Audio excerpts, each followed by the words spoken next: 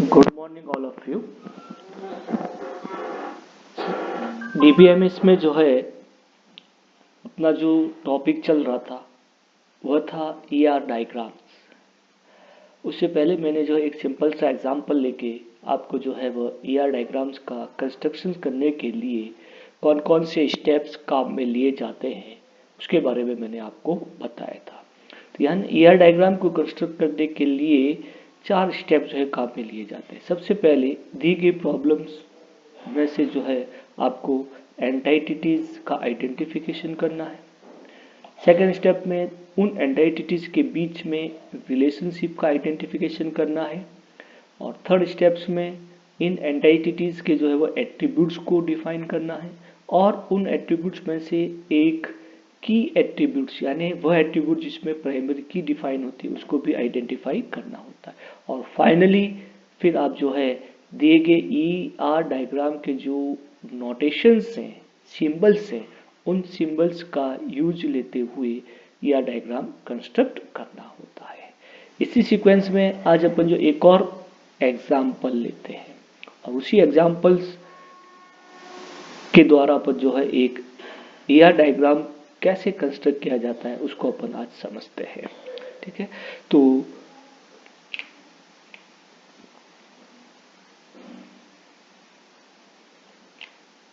Examples 2 आज अपन discuss करते हैं। जो प्रॉब्लम्स है अपने पास वह ये है, इन ए university a student enrolls in a courses. A student must be assigned to at least one or more courses. Each courses is taught by a single professor. To maintain instructions quality, a professor can deliver only one course. तो यहाँ इस problems को आपको ध्यान से पढ़ना है। ठीक है, और उस प्रॉब्लम्स में सबसे पहले आपको जो है एंटाइटिटी का आइडेंटिफिकेशन करना है।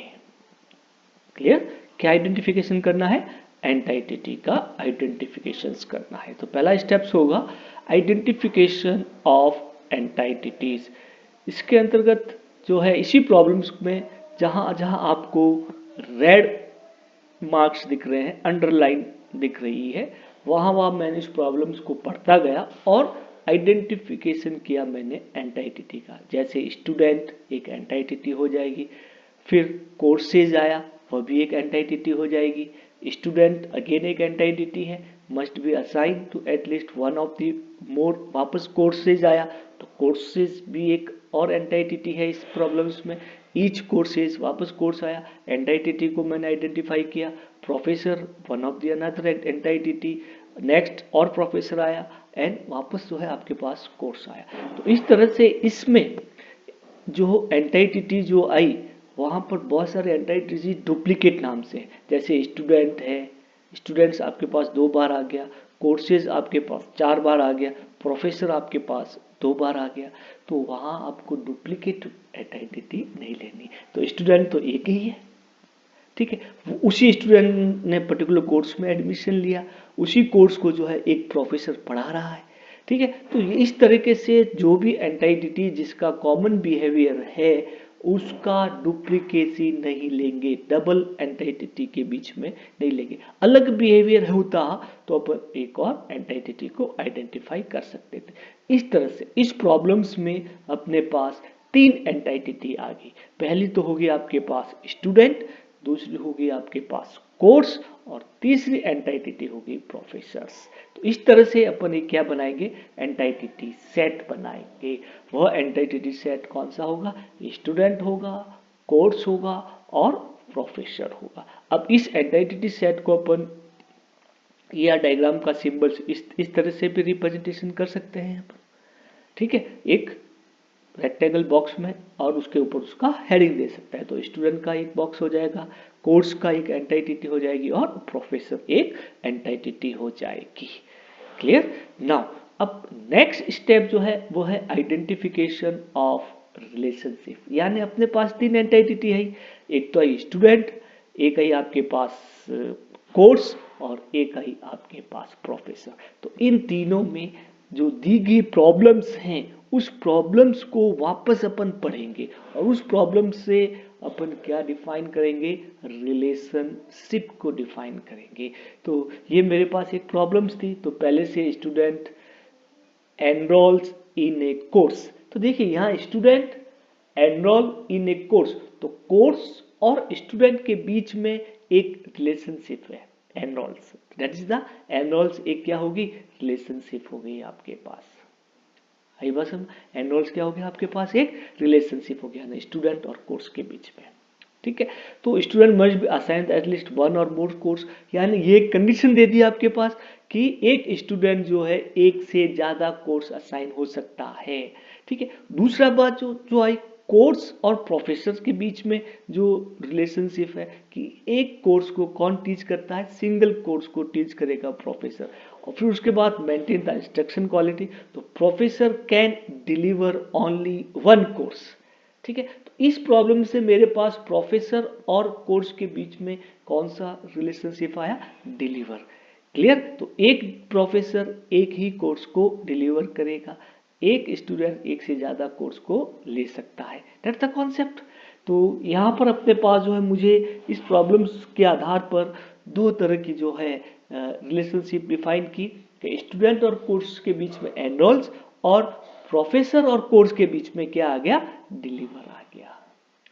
ठीक है, क्लियर। तो स्टूडेंट और प्रोफेसर के बीच में कोई भी रिलेशनशिप नहीं है, अभी इस प्रॉब्लम्स में नहीं है, जो आपको प्रॉब्लम्स दे रखी है उस प्रॉब्लम्स में नहीं है। तो इसी के आधार पर जो है अपन ने जो है वह दो रिलेशनशिप डिफाइन की कि student is assigned A course और प्रोफेसर डिलीवर्स ए कोर्स। तो अपन जानते हैं कि रिलेशनशिप का सिंबल्स डिफाइन करने के लिए अपन जो है वो डायमंड शेप का बॉक्स लेते हैं।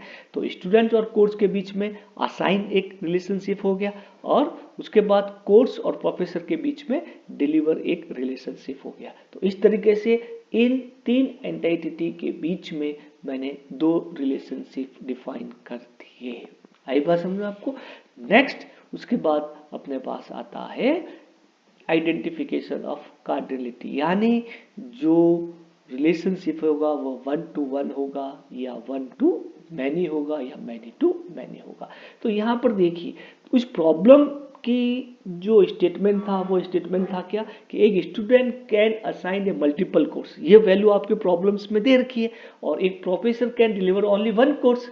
तो स्टूडेंट्स और कोर्स के बीच में तो एक मल्टीपल 1 to मैनी रिलेशनशिप हो सकता है या मैनी टू मैनी रिलेशनशिप को डिफाइन कर सकते हैं, जबकि प्रोफेसर और कोर्स के बीच में कैसा रिलेशनशिप आ गया, 1 to 1 रिलेशनशिप आ गया आपके पास। क्लियर। तो इस तरीके से मेरे पास जो है इस प्रॉब्लम्स में इनके बीच में जो रिलेशनशिप आएगा पहले स्टूडेंट और कोर्स के बीच में कि student many to many relationship आएगा, यानी many student take many courses हो सकता है।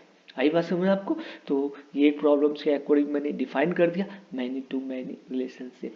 फिर कोर्स और प्रोफेसर के बीच में पहले से डिक्लेयर है कि 1 to 1 रिलेशनशिप है, तो 1 to 1 रिलेशनशिप को अपन इस तरह से डिफाइन कर सकते हैं। क्लियर। तो थर्ड स्टेप जो है अपने जो है वो क्या डिफाइन कर दिया मैंने, कार्डिनलिटी, यानी 1 to 1 है या 1 to मैनी है। तो जहां पर 1 to 1 है या 1 to मैनी रिलेशनशिप होगा तो उसका डायग्रामेटिकली अपन इस तरीके से डिफाइन करेंगे। अब फोर्थ स्टेप आता है आइडेंटिफिकेशन ऑफ एट्रीब्यूट्स, यानी जो भी आपके पास एंटिटी है उन एंटिटी का अपना एक एट्रीब्यूट्स डिफाइन किया जाएगा। तो जैसे मेरे पास जो है पहली एंटिटी कौन सी है, स्टूडेंट है, तो स्टूडेंट के एक कंस्टेंट भी स्टूडेंट्स आईडी यूनिक आइडेंटिफिकेशन तो करना पड़ेगा ना। तो स्टूडेंट बहुत सारे नाम के कॉमन नेम के हो सकते हैं, तो किसी भी एंटिटी के ऑब्जेक्ट का यूनिक आइडेंटिफिकेशन करना है तो उसमें मैंने एक ऐसा एट्रीब्यूट दे दिया जो यूनिकली आइडेंटिफिकेशन करता है उस एंटिटीज की वैल्यू का। तो उसके लिए मैंने एक प्राइमरी की के रूप में एक स्टूडेंट आईडी डिफाइन कर दिया। तो एक स्टूडेंट्स आईडी कैसा एट्रीब्यूट्स हो गया, स्टूडेंट्स आईडी यह आपका एक प्राइम एट्रीब्यूट्स हो गया या की एट्रीब्यूट्स हो गया। उसके अलावा और भी हो सकता है स्टूडेंट नेम है, स्टूडेंट डेट ऑफ बर्थ है, स्टूडेंट एड्रेस है। तो जो भी रिक्वायरमेंट है उसके आधार पर मैंने स्टूडेंट्स के एट्रीब्यूट्स को डिफाइन कर दिया। सेकंड एंटिटी मेरे पास थी जो है प्रोफेसर। तो प्रोफेसर एक एम्प्लॉय होता है, तो उसका एक एम्प्लॉय आईडी मैंने दे दिया, प्रोफेसर नेम दे दिया, प्रोफेसर का कौन सी कोर्स को वो टीच करता है, प्रोफेसर का क्वालिफिकेशन क्या है, ये सारे एट्रीब्यूट जो है मैंने यहाँ पर दे दी। नेक्स्ट आपके पास होता है कोर्स। तो कोर्स भी एक यूनिक आइडेंटिफिकेशन होना चाहिए, तो एक कोर्स आईडी मैंने एक यूनिक आइडेंटिफिकेशन दे दिया। कोर्स नेम है, कोर्स टाइटल्स है, कोर्स का ड्यूरेशन है, ये और भी उसके एट्रीब्यूट्स हो सकते हैं। इस प्रकार मेरे पास जो 3 एंटिटी थी, उन 3 एंटिटी में मैंने एक प्राइमरी की को डिफाइन किया। स्टूडेंट के लिए स्टूडेंट्स आईडी एक की एट्रीब्यूट्स हो गया, प्रोफेसर के लिए एम्प्लॉय आईडी एक की एट्रीब्यूट्स हो गया, और कोर्स के लिए जो है आपके पास कोर्स आईडी एक की एट्रीब्यूट्स हो गया। इस प्रकार अदर एट्रीब्यूट स्टूडेंट नेम है, स्टूडेंट क्लास है, स्टूडेंट डेट ऑफ बर्थ है, एड्रेस है, सिटी है, मोबाइल है। इसी तरीके से प्रोफेसर नेम है, प्रोफेसर का क्वालिफिकेशन है, प्रोफेसर किस कोर्स को टीच करेगा, एंड सो ऑन। उसके बाद कोर्स नेम है, कोर्स का ड्यूरेशन कितना है, कोर्स की फीस कितनी है, ये सारे अदर एट्रीब्यूट्स हो गए। इस तरह से मैंने एक एट्रीब्यूट्स का आइडेंटिफिकेशन कर दिया। नेक्स्ट अब फाइनली जो है वह ईआर डायग्राम को कंस्ट्रक्ट किया जाएगा। तो यानी एट्रीब्यूट्स के लिए जो है इस तरीके से पहले मैंने जो है वो कार्डिनलिटी को डिफाइन कर दिया था, अब आपके पास जो है वो डिफाइन कर दिया उसके एट्रीब्यूट्स को। तो एट्रीब्यूट्स को जो है पर ओवन शेप के जो है वो रेक्टेंगल ओवन शेप के जो है वो सर्कुलर बॉक्स में लिखते हैं। तो इस तरीके से एट्रीब्यूट्स को लिखने का जो है इस तरीके से एक तरीका होता है। स्टूडेंट्स आईडी मैंने दे दिया, स्टूडेंट नेम अपन ने दे दिया, कोर्स आईडी दे दिया, कोर्स नेम दे दिया, प्रोफेसर नेम दे दिया, और भी आपके पास जो है अपन दे सकते हैं। स्टूडेंट डेट ऑफ बर्थ है, प्रोफेसर डेट ऑफ बर्थ है, कोर्स फीस है, और भी एट्रीब्यूट जो है अपन यहाँ पर दे सकते हैं। तो इस तरह से एक जो है दी गई प्रॉब्लम्स का एक सिंपल ईआर डायग्राम जो है यहाँ पर डिफाइन किया। तो ये जरूरी है कि जब भी आप ईआर डायग्राम बनाएं तो रिलेशनशिप के लिए जो बॉक्स दे रखा है तो रिलेशनशिप का ही सिंबल्स आपको यूज में लेना है। एंटिटी के लिए जो सिंबल दे रखा है तो आपको एंटिटी का ही सिंबल यूज में लेना है। आपको जो है वो एट्रीब्यूट्स के लिए जो सिंबल दे रखा है तो एट्रीब्यूट्स का सिंबल आपको दे रखना है। तो उस एट्रीब्यूट्स में आपका की एट्रीब्यूट्स है या ड्राइव एट्रीब्यूट्स है या कंपोजिट एट्रीब्यूट्स है, तो उसके अकॉर्डिंग इनके एट्रीब्यूट्स को भी आपको डिफाइन करना है। अब यहाँ पर देखिए ईआर डायग्राम ये नहीं है कि एक बार में पूरा कंप्लीट हो जाए, आप उस प्रॉब्लम्स को कंटिन्यू कर, ये तो छोटी प्रॉब्लम्स थी तो इसलिए अपन उसको इजीली आइडेंटिफाई कर लिया। लेकिन अगर कुछ ज़्यादा नंबर ऑफ एंटिटी सेट बहुत है, 8-10 एंटिटी सेट होते हैं, तो उस ईआर डायग्राम्स को रिवर्स प्रोसेस में कंटिन्यू अपन जो है उसको कंसीडर करते रहेंगे। यानी एक बार में आपका ईआर डायग्राम कंप्लीटली कंस्ट्रक्ट नहीं होता है, इसको लगातार रिवर्स प्रोसेस में आपको यानी प्रॉब्लम्स को आपको पढ़ना पड़ता है बार बार, और बार बार जो है उसके डिजाइन करना पड़ता है, यानी कंटिन्यूसली प्रोसेस होता है, और फाइनली यूजर की रिक्वायरमेंट के अनुसार आपका एक ईआर डायग्राम जो है वह कंस्ट्रक्ट होता है। तो इस ईआर डायग्राम को बनाने के लिए आपको छोटे छोटे प्रॉब्लम्स पर आपको पहले प्रैक्टिस करनी पड़ेगी, और उसके बाद उनकी बड़ी प्रॉब्लम्स के सीक्वेंस में आगे बढ़ते हुए आपको ईआर डायग्राम कंस्ट्रक्ट करना पड़ेगा। यानी ईआर डायग्राम का कंस्ट्रक्ट करने के लिए आपको रेगुलर इसका प्रैक्टिस करना पड़ेगा। नेक्स्ट जो है ईआर डायग्राम्स की 1-2 प्रॉब्लम्स और अपन डिस्कस करेंगे, जो एक थोड़ी कॉम्प्लेक्स प्रॉब्लम्स होगी। ठीक है, बहुत इंपॉर्टेंट चीज है ईआर डायग्राम्स। इसी ईआर डायग्राम्स के बेस पर आपका एक कंप्लीटली डेटाबेस डिजाइन होगा। आई बात समझ में आपको, डेटाबेस डिजाइन होता है ना, जो भी आपके पास एंटिटी है वो एंटिटी एज ए टेबल हो जाएगी। जैसे स्टूडेंट है, कोर्स है, आपका प्रोफेसर एक टेबल हो जाएगी, और जो भी एट्रीब्यूट्स हैं वो सारे उसके क्या हो जाएंगे, फील्ड हो जाएंगे। और इस तरीके से आपके एक डेटाबेस का डिजाइन होता है। Okay, thank you.